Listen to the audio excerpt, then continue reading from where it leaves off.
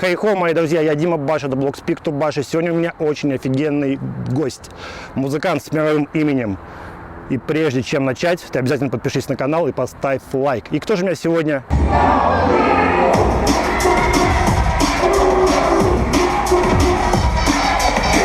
Это Рома Лоурайдерс. Рома, привет. Привет, Дим. Как сам? Все хорошо. Отлично. Начнем? Да? Я Дима Баш, это блог Speak to Bash. Баш. Сейчас просто об этом, наверное, не особо можно рассказывать. Почему? Я занимаюсь музыкой, то есть не из-за денег, понимаешь, даже. А вот с Васей, со Смоки Ди, у вас были когда-нибудь конфликты? Сейчас я лучше в гримерке постою спокойно, в стороночке. И сегодня в Speak to Bash еще специальный гость, это Вася Смоки Ди. В конце, когда последняя дискотека, типа там страстный поцелуй, типа с девочкой, вот эту я тему запомнил прямо. А вот мне немного обидно. Так что пусть фанаты драмбейса не обижаются. До, ре, ми, фа, соль, ля, си, все правильно. Привет, Олег Финск. Как первый раз. Не хочу вас отвлекать, но у нас 8-8. А на какой срок? Темные лошадки, кто там что-то делает одно. Тебе можно купить, как музыканта? Хорошо, тебе предлагают 500 000 в месяц, но при этом ты отказываешься от музыки. Да пусть щелкает, сколько влезет. Вот. С миксами хайпа. Просто как я услышал драмбейс, у меня все остальное уже как-то ушло на второй план. Мы пришли на рейд, тусить до утра. А сейчас мы находимся около стадиона «Газпром-Арена». Стадион любимой Ромы. Рома, какая твоя любимая фанатская кричалка? Фанатская кричалка. Мы «Зенит», и нам это нравится. Когда еще в конце 10 раз повторяет, и последний самый громкий.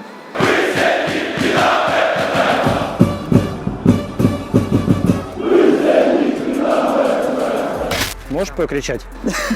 Я же уже сказал. 10 раз, а потом в конце покричать. Я только на стадионе. Да? Так вот стадион. Ну, внутри, в чаше. Я Дима Баш, это блог Speak to Bash. А ты думал когда-то заняться профессиональным спортом? Ну, в детстве я увлекался футболом, играл за такой полулюбительский клуб «Парус Союз» назывался, он там переименовывался. Но по итогу я там поиграл до 13 лет, и в силу возраста нас уже оттуда распустили, а дальше я куда-то, дальше не смог куда-то пристроиться, и, в принципе, у меня так все и осталось на уровне дворового футбола и так далее. А сейчас еще играешь? Ну, бывает, с ребятами собираемся, арендуем зал, либо на улице, если погода хорошая, вот, играем там 5 на 5, может, больше. То есть у тебя нет постоянной команды? Постоянной нету. А вот Вася играет в постоянной команде, не думали вместе играть?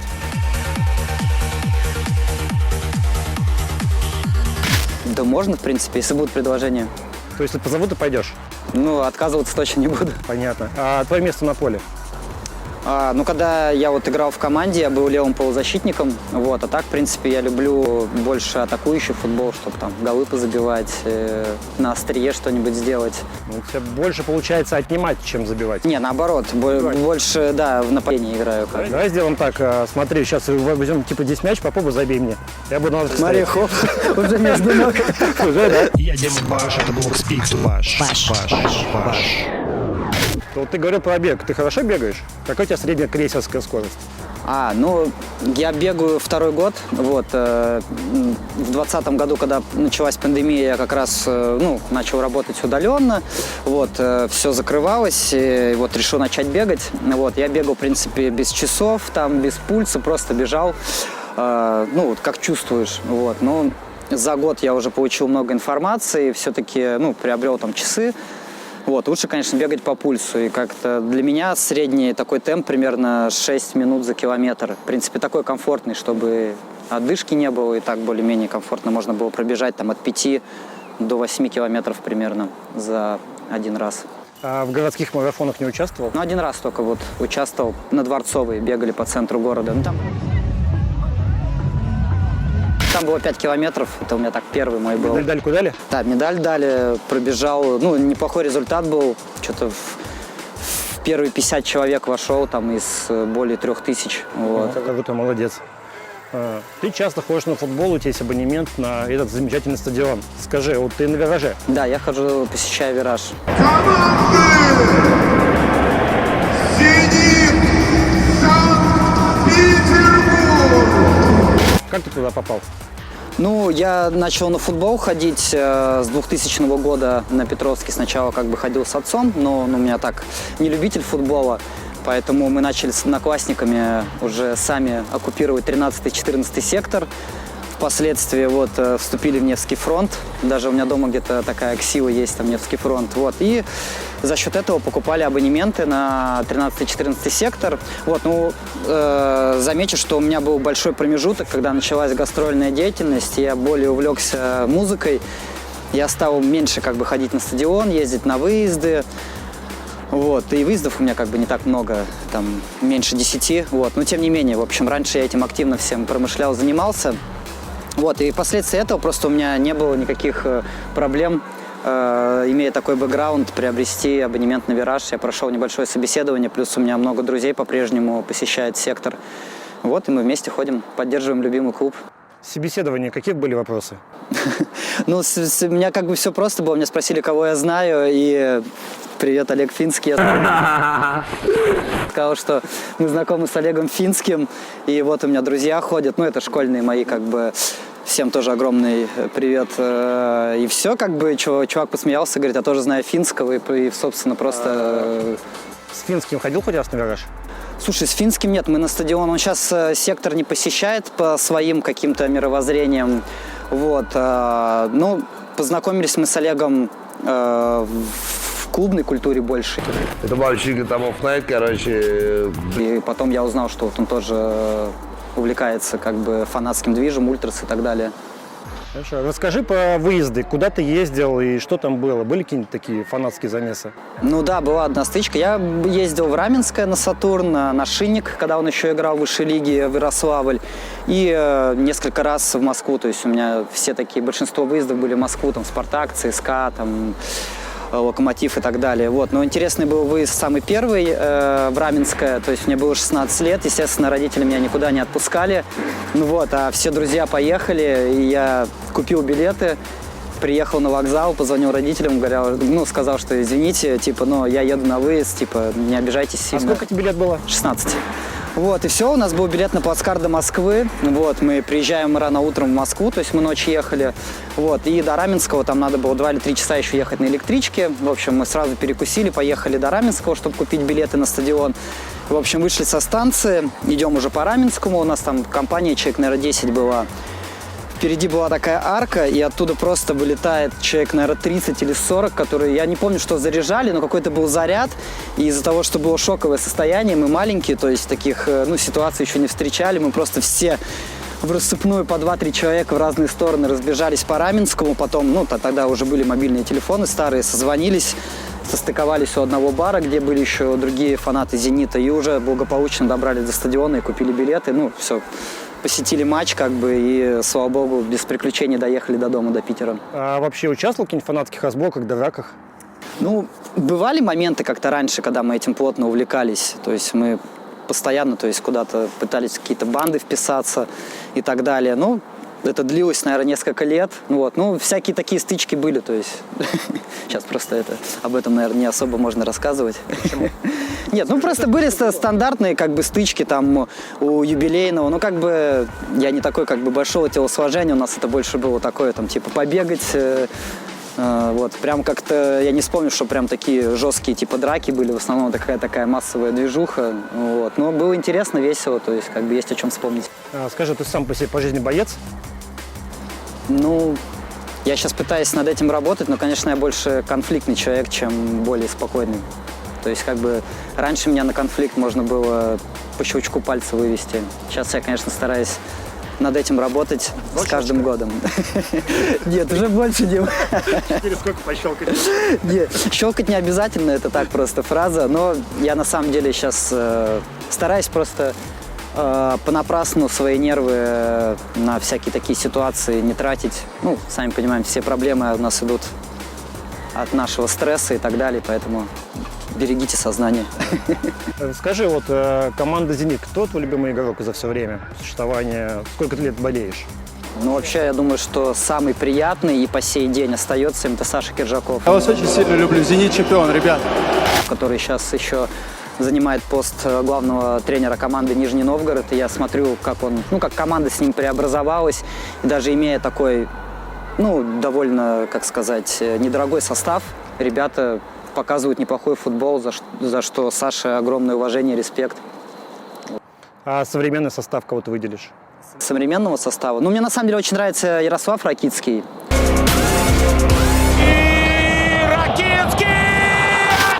Который у нас в защите играет. Прямо он так полюбился и виражом, и болельщикам. Ну и постоянный респект тоже выдает, в отличие от Дзюбы. Вот, но это отдельная история. Вот, а так, да, как бы из последних игроков, кто так запал в душу, это, наверное, Ярик Ракицкий. Ему вообще вот огромное уважение. Давай поговорим влияние футбола на написание музыки. Как-то это влияет? Ну, если только получение каких-то эмоций позитивных, потому что посещение все-таки стадиона, когда слышишь, как поддерживают нашу команду, и вообще, скажу, у нас одна из самых лучших таких саппортов и болельщиков, кто вообще поддерживает русские команды, какие перформансы там через матч организуют болельщики. Вот, и как бы когда присутствуешь при этом всем, я получаю как бы, ну, огромный заряд эмоций, естественно, это, ну, приятно влияет на написание музыки, потому что настроение хорошее, вот, эмоции получил, можно это в творчество как-то воплотить. Какой у тебя трек максимально связан с футболом? Который написан на эмоциях после футбола?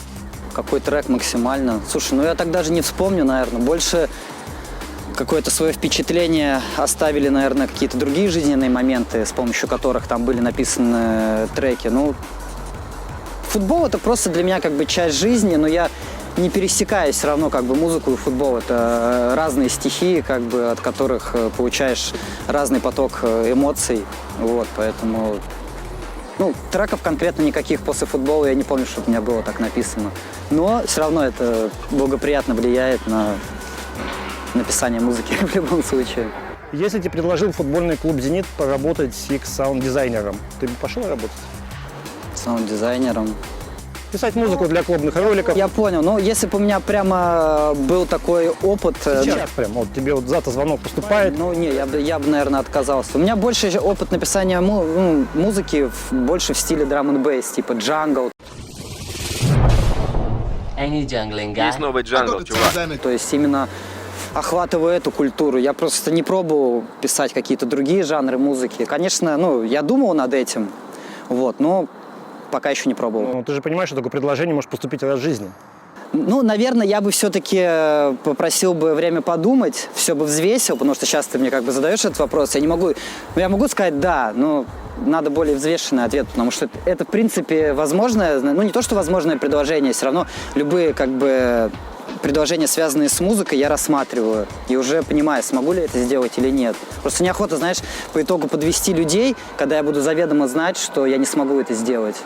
Вот. Поэтому я бы подумал, все взвесил, понял бы, какой у меня спектр работы и что нужно делать. И взвесил свой скилл, возможности и уже принял решение какое-то. Как думаешь, вообще твоего скилла бы хватило такого для написания? Ну, если бы я начал просто в этом направлении развиваться, то я бы там за год спокойно бы все это делал. То есть просто, ну, типа, я когда делаю драм-бейс, я кайфую, получаю эмоции. То есть это не вопрос денег.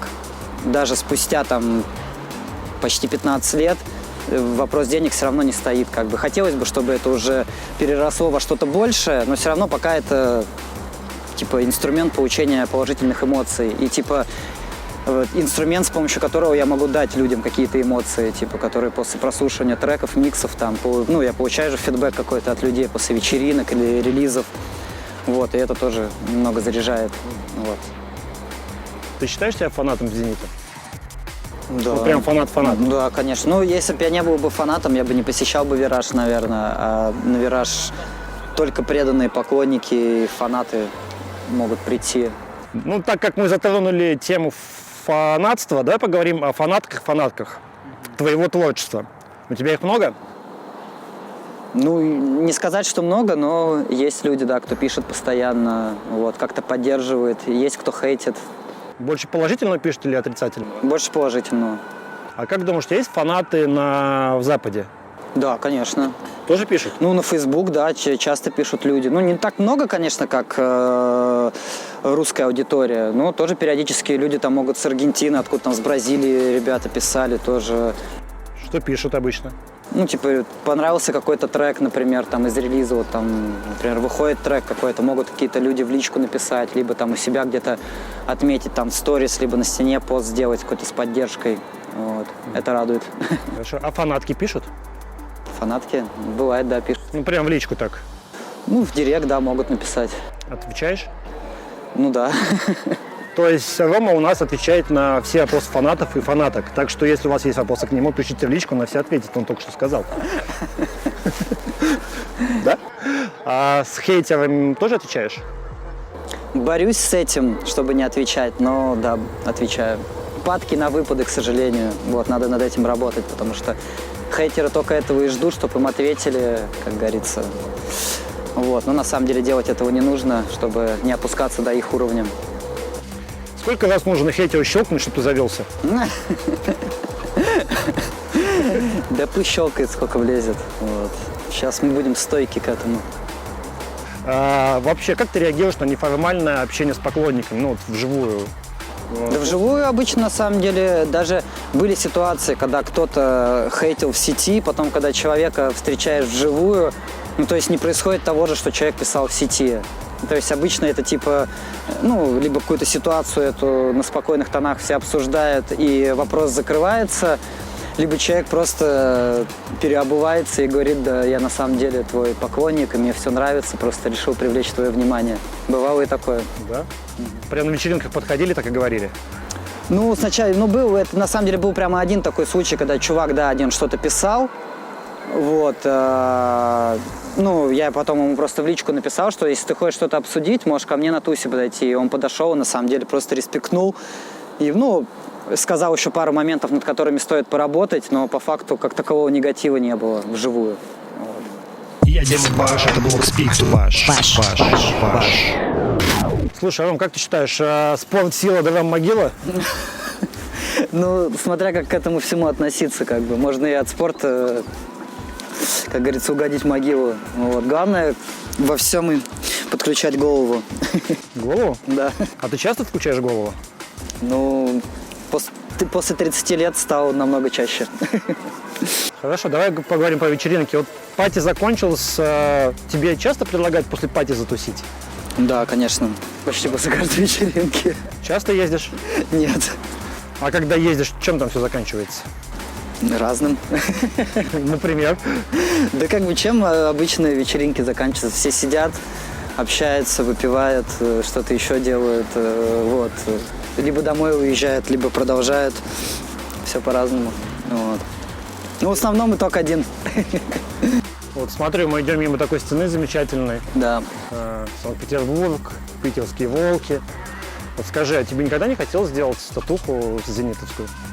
Да у меня вообще как бы всего одна татуировка. Я думал, что я после первой, ну, как-то загорюсь этим и начну что-то делать еще. На самом деле, как-то после первой у меня, ну, не то, что я как бы жалею о ней или что-то, вот, просто интерес как бы к этому пропал. Хочу, ну, либо должно что-то произойти еще более значимое в жизни, чтобы я оставил там как бы след на своем теле. Вот. Пока не задумывался об этом. То есть каждая твоя татуха – это какая-то часть тебя? Но у меня всего она одна.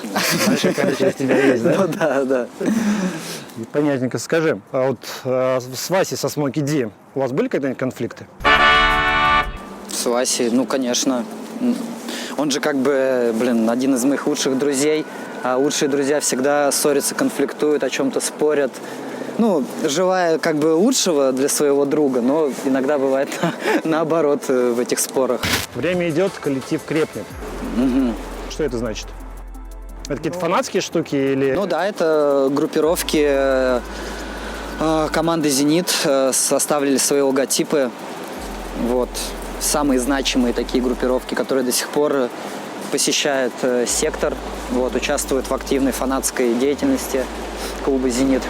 А ты кому-нибудь принадлежишь к какой-нибудь фанатской группировке? Нет, я как бы просто хожу на футбол. Мне просто нравится поддерживать команду.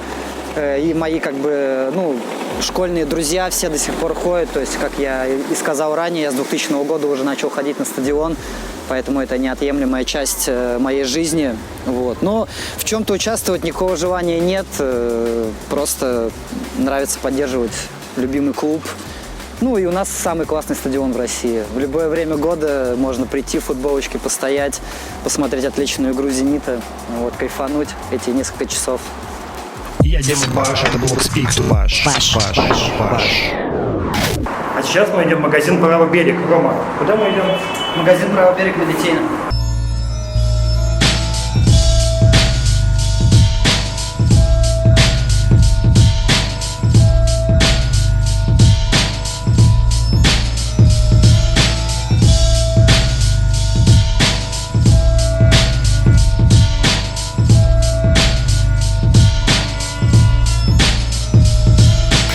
Итак, мы находимся в магазине «Правый берег», Литейный проспект 61. Рома является амбассадором этого бренда. Да, Ром? Да, по последним данным. По последним данным. Так, слушай, а расскажи, что мы здесь делаем? Значит, мы находимся в магазине «Правый берег». Вот. Что мы здесь делаем? Здесь мы сидим и берем у меня интервью. Вот. Но если без шуток, то познакомились мы с Димой Петровым, владельцем. Деньги правят чемпионатами. Это опасно! Опасно! 1-0. Лишился 2 зубов. 2-0. Этого бренда «Правый берег», магазина в конце 2019 года, в октябре. Вот. Нас свел мой друг Паша Заноза. Вот, на самом деле я просто хотел, так как хожу на вираж, мне хотелось какую-нибудь шмотку купить лазурного цвета. Вот, и знал, что есть такой бренд, хотел себе намутить скидочку, короче, вот, и так выяснилось, что, Паша через своего друга знаком с Димой. Нас так сконтачили, в общем, мы познакомились, пообщались, поняли, что можем, в принципе, сотрудничать вместе, так как бренд «Правый берег» все-таки начал расширяться не только, работать с фанатской аудиторией, но сейчас и поддерживают экстремальные виды спорта, скейтбордистов и в том числе музыкантов, вот как нас с Васей. Вот, и у нас, в принципе, такой взаимопомощь друг другу. Вот, нам ребята помогают, и мы им как можем. Вот. Хорошо. Как ты думаешь, у джанглистов есть своя форма одежды? У каждой субкультуры есть какая-то своя форма одежды. Вот. Такой рейв-стартер-пак. И вот опиши классического джанглиста, как он должен быть одет, чтобы ты узнал его среди толпы. Блин, да просто, наверное, футболка, джинсы, там какая-нибудь сумочка. Не знаю, рейверы как бы у нас так же, как и вот футбольная мода, да, вот в футбольной индустрии доходит из Англии, так же, как и музыка драм-бейс, все приходит из Англии, все свежие релизы. Также и какая-то рейв-культура также принимается с Туманного Альбиона. Вот, потому что там же весь движ по факту. То есть джанглисты одеваются и здесь одинаково? По большей части, мне кажется, да. Просто это такой обычная casual одежда, в которой тебе удобно, комфортно, либо там спортивные штаны, но спортивные штаны как бы обычно не пускают в клубы. Это джинсы, футболочка, какая-нибудь кенгуруха, свитшот, кепка. То есть описал любого человека. По факту, а как? Ты даже сам приходишь на драмбейс мероприятие, сам все видишь прикольно. Там же нету какого-то там наряда, в котором выделяются люди. Почему в 2005-м и далее, там на рейвы, когда ходили, люди не выделялись? Еще на 3-й пиратскую станцию с билетом давали респираторы еще. Да. Это вообще первый мой рейв, который я посетил, 3-я пиратская станция. Да, я я не одевал никогда респираторы, перчатки, мне это как-то не нравилось, но шорты у меня были, то есть мы с другом приходили в юбилейный, то есть раздевались, переодевались, там у нас шорты уже были, одеты и все. С логотипами, там, пиратки? Да, обычные шорты, нет, никаких логотипов пиратки не было, вот. Тем более тогда я первый раз вообще пошел, вообще интересно было посмотреть, как это... Вживую. Да, особенно когда вот эти вход на главный танцпол, там же такие ворота были, и они очень жестко вибрировали от звука.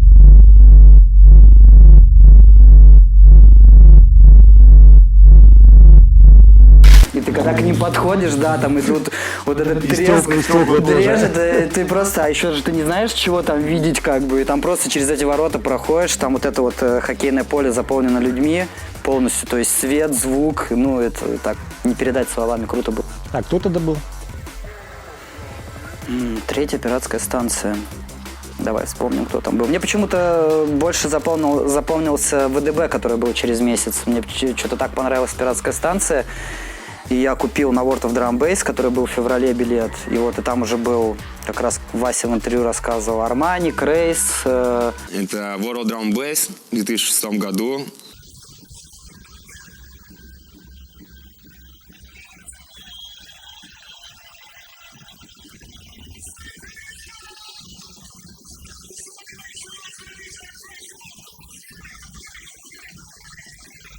Крутой состав тогда был, тогда вот это Тарантула, Voodoo People, вот эти хиты, прям вот только тогда, по-моему, выходили. Ну, короче, и все остальные. Хайп там вроде был, Technical Witch. Вот, не вспомнить так уже, на самом деле, надо посмотреть афишу. То есть приходил на рейв тусить до утра? Ну, по факту, да. Переодевался и степил? Да, танцевал. Я помню, даже мы возвращались когда с утра на метро, у меня прям жутко сводило ноги из-за того, что, ну, типа, дэнсили постоянно. Вот. Короче, прикольно было. Сил хватало? Тогда да. Сейчас так сможешь? Нет. Сейчас я лучше в гримерке постою спокойно, в стороночке. Посмотрю. Да. Я Дима Баш, это Блок Спик. Баш. Давай немножко поговорим о детстве. Со скольки лет ты себя помнишь? Помню, да, лет, наверное, с 9, с 8 такой вот возраст, когда уже познакомился со своими школьными друзьями, начали вот наши такие путешествия по району. Вот. А ты с какого района? Гражданка, Черкасова. И где ты там путешествовал? Ну, на Муринском ручье у нас там был. Сейчас там парк облагородили, сделали красиво. А раньше там какое-то заброшенное такое здание стояло, там можно было под землю спуститься вниз. Ну, короче, жутко крипово. Да и так по всяким подвалам, чердакам шарились. Там все как обычно. На велосипедах катались. Раньше интернета не было. Развлекались как могли. А с другими районами были разборки? Постоянно, да. Дрался? Я нет. Ну, мы как бы у нас школьный возраст, мы там, как обычно, идем на стрелку, там толпой, а потом толпой убегаем, что-нибудь типа такого. Нет, ну вообще, да, раньше всякие, да, кипиши были с параллельными районами. Сейчас, конечно, такого уже, да, наверное, слава богу, что такого уже нет, что людям поспокойнее жилось. А ты только в одной школе учился? Да, в 149-й. Как с кем поддерживаешь отношения со школьными друзьями? Ну вот с кем на футбол, да, хожу с друзьями школьными. Все, да? А так, в основном, да, как бы с одноклассниками особо коннекта как такового нету. А ты вообще там был тогда спокойным либо дерзким? Да как все, в принципе. У нас такая компания, как бы, это шумная, буйная была, в принципе, там, на последних партах сидели. Ну, без всякой, как бы, там, жести, без, как сказать, из школы меня не выгоняли, там, на второй год не оставляли, то есть... Менты не приезжали? Менты не приезжали. Но один раз я журнал украл, да. Зачем? У меня жил в подъезде с параллельного класса приятель. Ну, я жил на 5-м этаже, он на 2-м, в одном подъезде жили. И, то есть, мы гуляли вместе, там, тусовались, но он в параллельном классе был. И он меня как-то, у нас хорошие взаимоотношения были, он как-то ко мне пришел, у него что-то какие-то проблемы были с оценками, он говорит, помоги мне украсть журнал, типа, пипец. Вот, а я так только по натуре добрый человек, и я такой... Это классный журнал имеется? Да, это классный журнал, это, по-моему, класс 5 или 6 или 7, наверное, ближе до 6-7 где-то был. И вот мы с ним украли из учительской журнал, он его сжег как раз на этом Муринском ручье там где-то. И все, и потом, естественно, нас спалили, вот. Мне влетело, ну, не сильно как бы, но как соучастника, короче. То есть, учет не ставили? Ну, учет не ставили, но так как у меня более-менее адекватное поведение было, то есть не было таких приводов к директорам, там, в принципе, отделался продленкой какой-то там на месяц. То есть выходит из вас двоих друзей Васи и Ромы, Вася более криминал? Вот, и один раз вот мы там бегали, чуваков каких-то панков гоняли, потом по Московскому мы как-то бухали во дворе и пошли по Московскому искать каких-нибудь панков или рэперов, потому что мы на тот момент типа хулиганы были. Ну, это не Вася меня просил журнал украсть. С Васей мы знакомы уже в таком более сознательном возрасте познакомились. Вот. У нас никаких криминальных разборок с Васей, слава богу, не было. Угу. Слушай, а ты хорошо учился? Да, так, 3, 4. Я, кстати, лучше стал учиться в колледже, когда попал в другую совершенно компанию, никого не знал, то есть, и как-то, Не знаю, может, из-за этого как-то сосредоточился больше на учебе. А когда в школе учился, там так, типа... А колледж закончил? Да, конечно, после него в политех пошел. Колледж строительной индустрии, городского хозяйства на Руставели находится. Сейчас это уже академией стало. А в политехе на кого? Политех, экономика, машиностроение. Фига ты такой. Ну, там ускоренное было заочное, отучился что-то около 3 лет. То есть быстро-быстро я работал. Приезжал, 2 недели было занятий, потом 2 недели экзамены. Но это так все проходило. А какой сейчас экзамен? Типа, ну, давали списывать. То есть как бы там все это обучение прошло, наверное, больше для корочки, короче. Понятно. А в детстве или в школе у тебя были какие-то творческие наклонности? Может быть, рисовал? Ну, у меня класс был такой эстетический, и нас в определенные дни вместо последних уроков вводили такую школу, короче, и там были всякая резьба типа по дереву, рисование на дереве, какая-то лепнина, короче, потом в более старших классах пошел английский, психология, ну, в общем, школа такого творческого какого-то развития. Вот у нас, по-моему, 2 дня в неделю вот, водили туда, и вот мы с 5 по 9 класс. В музыкалку не ходил? Вообще ничего такого нет. То есть нет музыкального образования? А ну, ты знаешь? До, ре, ми, фа, соль, ля, си, все правильно. Я Дима Баш, это Blockspeak. Баш. А в школе у вас же были дискотеки? В школе, да. Ходил? Ходил, да. Какая музыка тогда была? Да слушай, там вот это все попсовое, руки вверх, Продиджи, там, ну то, что вот все слушали как бы раньше, такое, типа, кислотный диджей. Зажигал? Эй. Да как все, знаешь, там, типа, в школьное время там. Не хотел быть диджеем? в школе? Нет, у Не меня думал? раньше почему-то такой темы не было. У меня это появилось только после того, как я начал вот ходить по клубам после рейвов. Вот у меня клуб 0. Я там как раз увидел за работой DJ Poison. 1, 2, 1, 2. Это DJ Poison, The Bass Crew. Бумера, Жанну, Соню, то есть и кайфанул от того, что они делают, вообще какой драмбейс они играют. И все, с тех пор как-то у меня такое, типа, появилось желание, что, типа, надо, ну, попробовать, типа, купить вертушки себе, вот, и начать учиться заниматься. А в школе, на школьных дискотеках девочек приглашал на медляки? Но мне больше дискотеки запомнились больше в лагере, потому что у нас в школе не так много дискотек было. Я вот в школе часто ездил в лагеря, вот, и там много было дискотек, да, и там типа нормально было пригласить. Зажигал? Я не знаю, как можно ли отжигом назвать в том возрасте. Ну вот, ну точно помню, что вот, типа в лагерях такая тема была, что ты вот, ну типа, там, по-моему, 3 недели была смена, типа ты знакомишься с какой-то девочкой, ну в конце из-за того, что маленькие были, никакого секса не было. Маленькие, это сколько?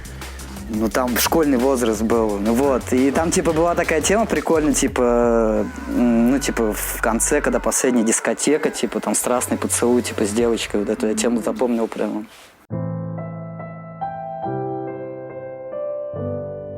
А какие-нибудь конфликты в школе у тебя возникали? Да как у всех, ну, стандартные, да, как бы, были стычки, там, дрался пару раз. Ну, это, я говорю, это стандартные. Побеждал? Как. Ну, в одной драке меня нормально набили морду, а в одной, да, получилось. Ну, я там просто чуваку нос разбил, как бы, и все, и он не захотел дальше драться. Я Дима Баш, это Blockspeak. Баш. Слушай, Рома, ты в детстве книги читал? Ну, в основном только то, что по школьной программе задавали. Там стандартный «Война и мир», там... А сейчас не читаешь? Сейчас начал больше читать. Что читаешь? Вот, автора мне подарили книжку Гэри Джон Бишоп, короче, про самосаботаж и, ну, вообще про жизнь в целом. Вот, ну, типа как, не знаю, фитнес-тренера, только в другом. Но написано интересно, мне понравилось, вот я 2 книжки прочитал уже, но они такие больше по психологии, как там к ситуациям жизненным проще относиться, принимать их как есть, вот, такого плана. И действительно книги помогают эти? Ну, да, я стал как-то немножко по-другому, взглянул на ситуации, отношение к ситуациям, вот. Ну, это надо тоже в себе развивать, это не просто так, что ты прочитал книгу и такой, хоп, по щелчку пальца стал другим человеком, надо как-то это осмысливать в голове, переосмысливать все, но книги это как такой, типа, пинок волшебный, чтобы двигаться в нужном направлении, есть книга, конечно, на это направлена, да. Нет, да я так в целом просто... читайте книги, это полезно. И ходите почаще в библиотеку. Ну, в библиотеку ходить не обязательно, но книги точно помогают 100%. А ты не думал 5 лет назад вернуться и, зная все результаты спортивных матчей, и выиграть денег? Это как в этом «Назад в будущее», короче, когда он журнал этот достал.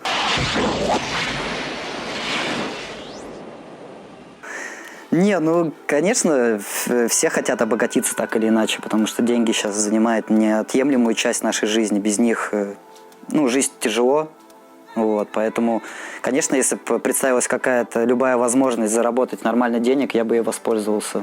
Нормально денег в твоем понимании это сколько? Блин, ну, было бы круто по 100 тысяч в месяц хотя бы, чтобы не падало. Просто так. Ну да, я бы занимался бы своими какими-то... Ну как бы надо тоже понимать, ты можешь своими какими-то делами позаниматься, но быстро наскучивает как бы. И вот это все обыденное переходит в лень, а потом из нее очень тяжело выходить. И надо себя постоянно пенетрировать, чтобы что-то делать. Потому что к этому быстро привыкнешь как бы и начнешь саморазлагаться. Вот. То есть ты считаешь, что у тебя было бы дофига денег, и ты бы саморазлагался? Ну, как бы, если бы мне сейчас перепала большая какая-то сумма денег, которая мне бы обеспечила спокойную жизнь хотя бы на 10 лет, я бы попытался бы деньги куда-то вложить, ну и все равно как-то заниматься, ну, своими, естественно, делами, также там музыкой, жить в кайф, но не саморазрушением, это точно. Хорошо, тебе предлагают 500 000 в месяц, но при этом ты отказываешься от музыки. А на какой срок? Навсегда. Навсегда? Да. Блин, нет, тяжело. За сколько денег ты готов отказаться от музыки? Блин, ну это стало уже смыслом моей жизни. Понимаешь, я даже сейчас на музыке не зарабатываю столько денег, чтобы не работать там на других работах. Поэтому, ну, я занимаюсь музыкой, то есть не из-за денег, понимаешь, даже спустя 15 лет. А ты мне задаешь такой вопрос, типа, за какую сумму я бы отказался бы. Ну, я не стану пока. На данный период, как бы, я, ну, как бы, хочу еще достичь чего-то в музыке, там, не знаю, внести еще более какой-то огромный вклад в культуру, там, драм-бейса в России, не только. Поэтому пока я бы ответил, что нет, не стал бы отказываться. Хорошо, слушай, тебя можно купить, как музыканта? Да любого человека можно купить. Это ты вопрос такой поздно задавал, как бы. 1, 2, 1, 2. Это DJ Poison, The Bass Crew. Ну, он нормально ответил по факту. Мы же как бы, ну, я все равно как бы помимо написания музыки диджей, как бы мы за это получаем гонорары. Ладно, вернемся немножко опять в детство. До скольки лет тебя мама одевала? Когда ты сам стал формировать свой стиль одежды? Слушай, на самом деле, вот мы когда со школьными друзьями начали вот увлекаться вот этой фанатской темой, мы начали ходить на секонд-хенды. Вот, покупали там шмотки, потому что так это все стоило дорого и тяжело было приобрести, типа там Фред Перри всякие, там Барбари и так далее. Вот, Бен Шерман, помню, Элис, вот эти все фирмы. Это сейчас они в таком, типа, свободном доступе в интернете, магазины есть. А раньше вот мы ходили на секонд-хенды, вот, и там затаривались всяким фирменным шмотом. Это примерно возраст, да, как раз 16-17 лет. Я как раз тогда уже начинал работать, так, лайтовенько. Твоя первая работа какая была? Я работал, ну, у меня мама заведующая детским садом, вот, и она меня устроила тогда к себе дворником в садик. Я приезжал утром, убирал территорию, как бы, летом. Да, там территория закрытая, я просто там открывал садик, там была стандартная метелка, ну, что там, совок. И я убирал территорию, всякий мусор такой, типа, с утреца. И все, мне там такую, ну, небольшую сумму денег, но мне как бы в то время, как бы, помимо того, что еще, так родители на карманные расходы давали, поэтому было нормально. Прикольно. А вторая эта работа какая была? Вторая работа, это я уже, по-моему, отец у меня в то время работал на погрузчике, там фирма, такой как бы небольшой заводик по производству лакеров. Это вот на тачке лакера, которые над колесом, такие пластиковые. Да, и там были вот такие формы, короче, заливались вот этим пластиком, надо было обрезать. Короче, ну там такая конвейерная движуха была, мне хватило на месяц. А что ты делал конкретно? Я помню, долгий период времени я работал официантом в ресторане. Работал в аренде у своих друзей. Кирилл Монтоя, привет тебе огромный. Вот они сейчас до сих пор работают. Фирма First Event, которая занимается прокатом оборудования. Вот я тоже около 4 лет отработал с ребятами на разных заказах. Вот, было интересно, кстати, вот тоже для такого музыкального опыта мне это как-то помогло, потому что мы там, грубо говоря, подключали, настраивали вот эти все лайв-выступления группы. Ну, было интересно, как это не в компьютере все заведено, а как в реальной жизни, как это все подключает гитары, барабаны, подзвучивают, все это заводит там в микшерный пульт. В общем, так для саморазвития было очень интересно. А ты умеешь играть на каком-то музыкальном инструменте? Нет. Очень бы хотел на пианино научиться, вот думаю, как-нибудь пойти на курсы в ближайшее время. Ничего себе. Ну, так для себя чисто это будет. Ну, я понимаю, что это будет полезно для написания музыки, хотя бы...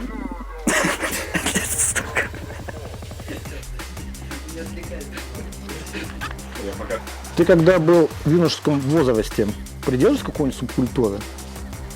Ну, мне с 3 класса очень полюбилась группа Prodigy. И там, по-моему, если я не ошибаюсь, раньше было разделение на рэперов, кислотников. У меня был значок такой, этот радиации, короче, еще. Ну, раньше за это тоже можно было огребстись, как бы это. Вот. Ну, были панки, получается, на то время скинхеды, рэперы, вот эти рейв-культуры, которые Prodigy слушали, там, скутеры и так далее. Я вот, наверное, больше к рейв-культуре всегда относил. Они еще такие кислотники их еще называют. Ну, кислотники, да. Ты волосы не красил? Не, ничего такого крипового, пирсинга, крашения волос. Ну, я так как ходил на футбол, это было неприемлемо. Ну, то есть на стадион там типа...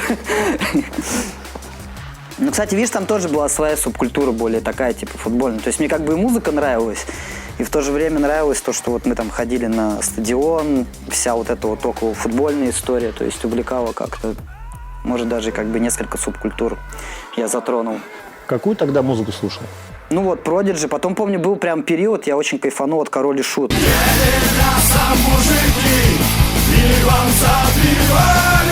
И вот продолжительное время слушал Король и Шут. Был даже на 2 концертах. Ну вот, мне прям очень нравилось. А потом уже как бы ближе к 9 классу, когда мне уже там 12-13 лет было, я как раз уже познакомился с драм-бейсом. Ко мне попал там диск с миксами Хайпа, альбомом Дома Роланда, потом еще был микс от DJ XO. И все, я этот просто диск дослушал до дыр, и как бы все Короли и Шуты и так далее у меня просто как будто вот растворилось, короче. Но это, тем не менее, все равно как бы крутая группа, очень легендарная. Но просто как я услышал драм-бейс, у меня все остальное уже как-то ушло на второй план. Король и Шут, какая любимая песня? «Прыгнуть со скалы», это самая такая, типа, известная. Вот. «Ели мясо мужики» еще, по-моему, у них там был трек. Так по названиям-то вспомнить. Илья, что он делает? Лайк ставит видео. Ставьте лайки. Последний вопрос с этого блока. Что ты выберешь, редкий винил либо крутую куртку? Ну, винил я тоже коллекционирую, на самом деле. Но я сейчас понимаю, что как бы винил, он так чисто для меня копится дома. У меня более 200 пластинок есть. Я так периодически докупаю какие-то там легендарные треки, если получается где-то найти. Но очень редко. Поэтому, наверное, сейчас я бы выбрал, наверное, куртку. Вот. Так что пусть фанаты драм-бейса не обижаются. Я Дима Баш, это блок Speak to Bash. И сегодня в Speak to Bash еще специальный гость, это Вася Смоки Ди. Вот он, смотрите. Вы уже видели, да? Вы уже видели, ну ни что, разу. хотите поиграть? Да, Кто победит? Ну, судя по счету 8-3, которым лидирует мы Вася. начнем сначала. Ну, давай, да, чтобы сначала. было интересно, давай. Расскажите, у вас есть соревнования между собой? Вы соревнуетесь? Сейчас фифу играем. Да, фифу только, если. Но примерно одинаково играем, поэтому... Кто побеждает? Вася чаще. Ну, я чаще чуть-чуть. Ну, если Вася побеждает, ты не обижаешься? Нет. Нет, ну жопа подгорает, конечно, в первые 5-10 секунд. Но потом нормально становится. Привыкать. Не, мы на самом деле сейчас играем, есть такой режим вольта. Да, мы играем Типа уличный футбол. вдвоем за одну команду. Да, Там мы- нормальный движ. Сразу командные все эти движухи Да, там развиваются. кучу интересных голов забивали, вот как сейчас. Такая тема. Вот после вашего выступления подходят фанаты и подходят к Васе, а вы к тебе не подходит, ты обижаешься? Я? Нет, ну я же адекватно оцениваю, что после песен у Васи фидбэка стало, ну и так типа аудитории больше прибавилось, я к этому нормально отношусь, как бы я же нигде не светился в телеке, как бы что ко мне приходить, я А как... вот мне немного обидно. тебе? Мне вот обидно, да. Но на самом деле, ну по факту, вот если вот треки считать, то мои работы вообще там, ну процентов 20, ладно, ну 30, типа идея, просто сам вокал, потому что люди больше треки ценят за, ну, типа вокал, что типа работа все-таки тоже человека, не только продюсера, но и, грубо говоря, ну, вокалиста. Вот. Но большую часть работы все-таки делает как вот непосредственно Рома, если мы вместе делаем треки, да вообще с кем угодно, с любым продюсером, с кем я делаю музыку. Я просто записываю акапеллы и пропускаю голы. Вот, и скидываю парням, и все, и они уже делают, что хотят. Ну да, просто и надо же я могу только править, какую-то идею подкинуть, что-то там, не знаю, вместе посидеть, что-то поделать.